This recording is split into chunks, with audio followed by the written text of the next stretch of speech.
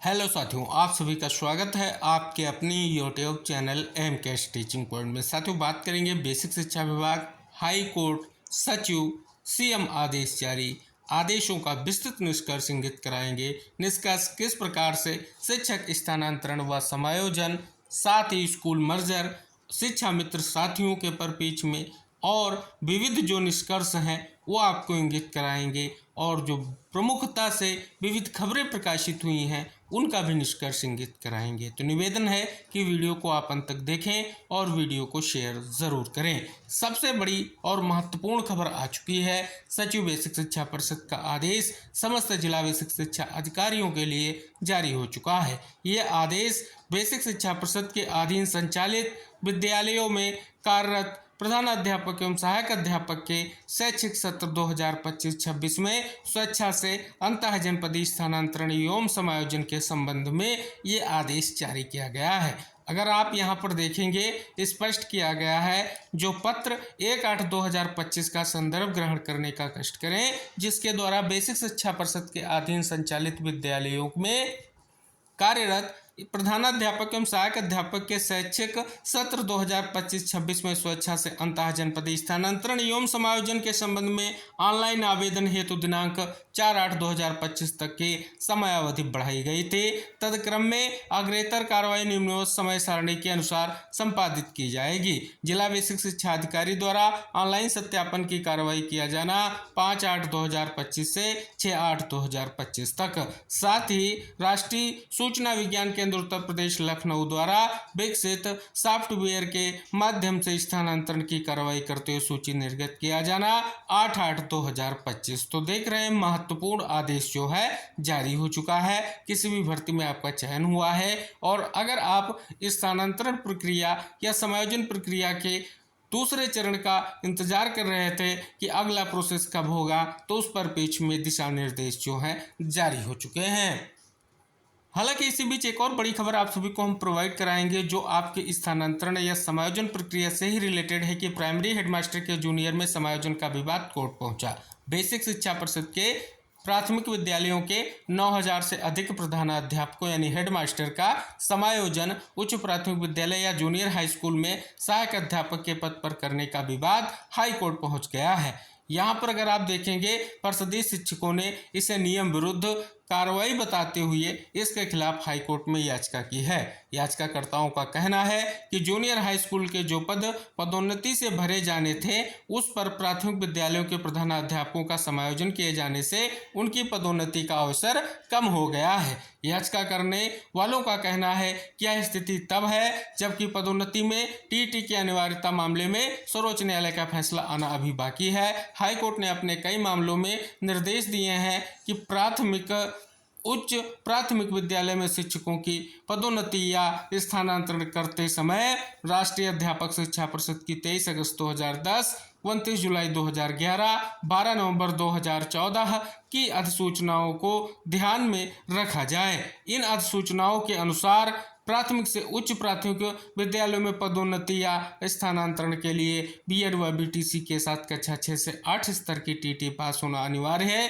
शिक्षकों के स्थानांतरण के लिए 23 मई 2025 को जारी शासनादेश में भी एनसीटी के प्रावधानों का पालन करने का जिक्र था, लेकिन स्थानांतरण सूची में गाइडलाइन की पूरी तरह अनदेखी कर दी गई। इस मामले की 1 अगस्त को हुई सुनवाई के बाद हाई कोर्ट ने जवाब तलब किया है। अब इस केस की सुनवाई 9 सितंबर को होगी। सहायक अध्यापकों को उच्च प्राथमिक विद्यालय में सहायक अध्यापक पद पर पदोन्नति का इंतजार है। तो आप देख रहे हैं, जो सुनवाई हुई है कोर्ट में, जो आदेश जारी हुआ है उसका यहाँ पर निष्कर्ष स्पष्ट किया गया है। आज की अगली जो बड़ी और धमाकेदार खबर है वो है प्रदेश में 2 से 3 हजार स्कूलों का विलय किया जाएगा निरस्त। पेयरिंग के लिए 1 किलोमीटर से कम दूरी व 50 से कम बच्चों की संख्या का मानक अंबेडकर नगर में 154, चित्रकूट में 40, गोरखपुर में 31 का विलय रद्द।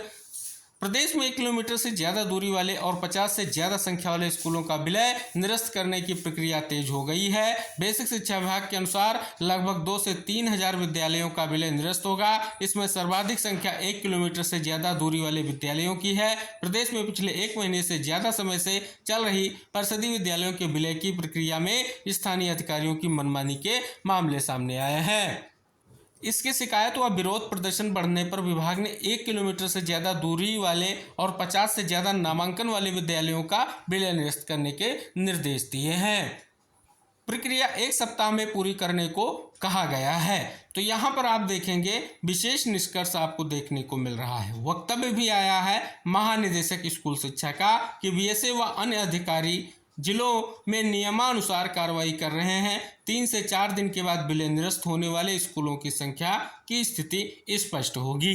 तो ये बहुत ही महत्वपूर्ण निष्कर्ष आपको यहाँ पर स्पष्ट हो रहा है। इसमें कुछ जिलों के बारे में जानकारी दी गई है, जैसे ललितपुर में 12, गोरखपुर में 31, चित्रकूट में 40, अम्बेडकर नगर में 154 विद्यालयों का विलय निरस्त किया गया है।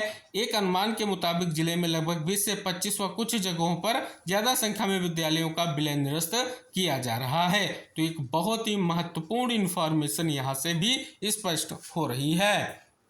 अगली बड़ी खबर यहाँ पर देखने को मिल रही है कि जर्जर भवनों वाले स्कूलों से बच्चों को तुरंत हटाएं सीएम। यहाँ पर अगर आप देख रहे हैं बहुत ही धमाकेदार निष्कर्ष आपको देखने को मिल रहा है और महत्वपूर्ण जो आदेश है वो यहाँ पर देखेंगे जारी हो चुका है। तो यहाँ पर अगर आप देख रहे हैं परिषदीय स्कूलों की स्थिति के बेहतर बनाने के लिए मुख्यमंत्री योगी आदित्यनाथ ने सभी जिलाधिकारी और बेसिक शिक्षा अधिकारियों की अगुवाई में विशेष टीम गठित कर स्कूलों का भौतिक सत्यापन करने के जो है निर्देश दिए हैं।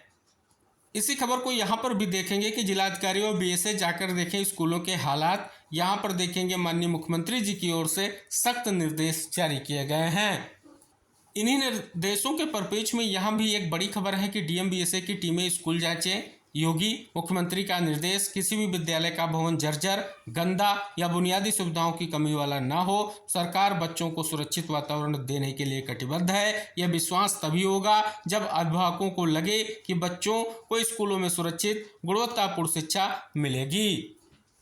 यहाँ भी देखेंगे जर्जर स्कूल भवनों में नहीं होगी पढ़ाई। यहाँ पर देख रहे हैं बहुत ही महत्वपूर्ण निष्कर्ष आपको देखने को मिल रहा है। जो महत्वपूर्ण आदेश माननीय मुख्यमंत्री जी का जारी हुआ है उसी को यहाँ पर जो है डिटेल से कहीं ना कहीं स्पष्ट किया गया है।